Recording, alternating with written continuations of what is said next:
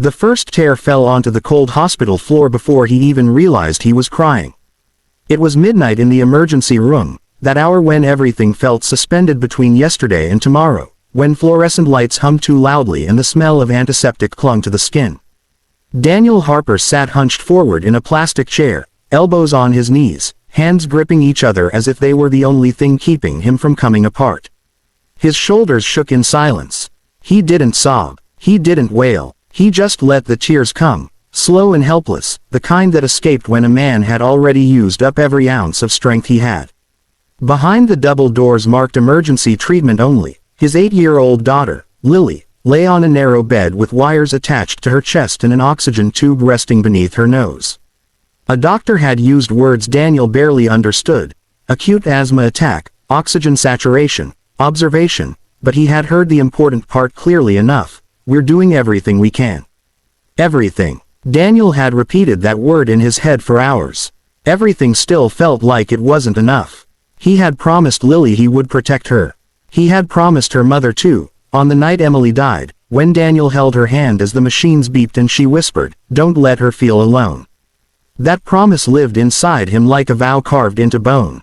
And yet here he was, powerless, broke, terrified, watching strangers rush past with clipboards while his little girl struggled to breathe. Daniel wiped his face quickly when footsteps approached, ashamed of the tears even though no one was looking at him. Single fathers weren't supposed to fall apart, he thought. He worked 2 jobs, cooked dinner, braided Lily's hair even though he was terrible at it, and smiled every morning so she wouldn't see how tired he was. Crying in the felt like failure. A woman sat down beside him. He hadn't heard her approach. She moved with a quiet grace, dressed in a simple black coat that looked expensive without trying to be. Her silver blonde hair was pulled back neatly, and her face carried lines that spoke of both elegance and sorrow. She was older than him, maybe in her early 40s, but there was a softness in her eyes that made her seem ageless. "I'm sorry," Daniel muttered automatically, scooting his chair slightly away. "I didn't mean to." "You don't need to apologize," she said gently. Her voice was calm, low, steady. "Hospitals have a way of pulling tears out of people." Daniel nodded, staring at the floor again. He assumed she was waiting for someone too. Everyone here was waiting for something. News, relief, permission to breathe again. Minutes passed in silence, broken only by distant monitors beeping and a nurse calling out a name. Daniel tried to slow his breathing, but his chest felt tight, as if the fear had wrapped itself around his ribs. "My daughter," he said suddenly, surprising himself. He didn't know why he spoke. Maybe because the silence felt too heavy. "She's back there. Asthma. She's never had it this bad." The woman turned slightly toward him. "How old is she?" "8. Lily." He smiled faintly despite himself. "She loves drawing and hates math. Thinks pancakes should be a food group." The woman's lips curved into a small smile. "She sounds wonderful." "She is." His voice cracked. "She's all I have." The woman didn't respond right away. She looked ahead, toward the closed doors, as if memories were playing on the blank wall in front of her. "I used to sit in these chairs a lot," she said quietly.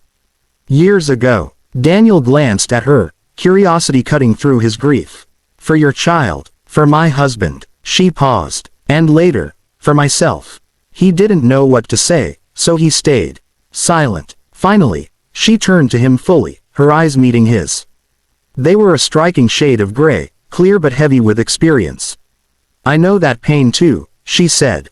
"The kind that makes you feel like the world might collapse if the doors don't open soon." Something in her words broke the dam Daniel had been desperately holding back. His eyes filled again, and this time he didn't fight it. "I don't know how I'm supposed to do this alone," he whispered. "Her mom died 3 years ago. Cancer. Ever since then, it's just been me trying to pretend I know what I'm doing." "You don't have to pretend," the woman said. "You just have to keep showing up. And you are." He let out a shaky breath. "I work nights at a warehouse. Days at a mechanic shop. Insurance barely covers anything. Tonight, I kept thinking, what if I can't afford whatever comes next? What if loving her isn't enough?" The woman listened without interrupting, her attention fully on him, as if nothing else existed. "Love is never just love," she said softly. "It's endurance. It's sacrifice. It's staying when it hurts. Daniel studied her face. There was something familiar in her sadness, a reflection of his own. You said you lost your husband. Yes. She inhaled slowly. 6 years ago. Car accident. One moment he was arguing with me about what to have for dinner, and the next, everything changed. I'm sorry, Daniel said. So am I. She gave a sad smile. Grief rearranges your life. You don't move on. You move forward with it. Before Daniel could respond, the doors opened, and a doctor stepped out.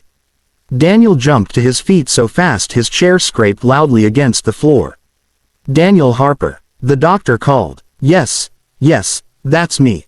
His heart pounded in his ears. The doctor smiled reassuringly. Your daughter is stable. She responded well to treatment.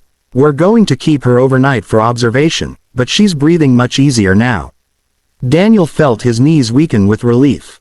He pressed a hand to his face, laughing and crying at the same time. Thank you so much. You can go see her now, the doctor said. Daniel turned back toward the woman. I don't even know your name. She stood as well. Margaret. Thank you, Margaret, he said sincerely. For listening. She nodded. Go see your little girl. Daniel hurried through the doors, his heart lighter than it had been all night. He found Lily awake, her eyes bright despite the tubes and wires. Daddy, she said weakly. I'm here, he replied, rushing to her side and taking her hand. I'm not going anywhere. She smiled sleepily. I knew you wouldn't. He stayed with her until she drifted off, then pulled a chair close to the bed and watched her breathe, counting each rise and fall of her chest like a prayer. When morning came, the sun filtered weakly through the narrow window, painting pale gold streaks across the room. Lily slept peacefully. Daniel finally allowed himself to close his eyes. A nurse gently shook him awake a short while later. Sir, there's someone here to see you. Daniel frowned. Who? Before the nurse could answer, Margaret stepped into the room. She looked different in daylight, still composed, but lighter somehow. I hope I'm not intruding, she said. Not at all, Daniel replied, standing awkwardly. Is everything okay? Yes, she said. I wanted to check on Lily. He glanced at his daughter. She's doing much better. They're saying she can go home later today. That's wonderful. Margaret hesitated. May I sit? Of course. She sat in the chair beside the bed. Daniel, I didn't tell you much about myself last night. He shrugged. You didn't have to. I want to now. She folded her hands in her lap. I'm a widow, as I said. My husband founded a technology company years ago. When he died, I inherited more money than I ever imagined. Daniel stiffened slightly, unsure where this was going. I say that not to impress you, she continued, but to explain why I spend so much time here. She gestured vaguely toward the hospital. After my husband died, I built a foundation to help families facing medical crises. Especially single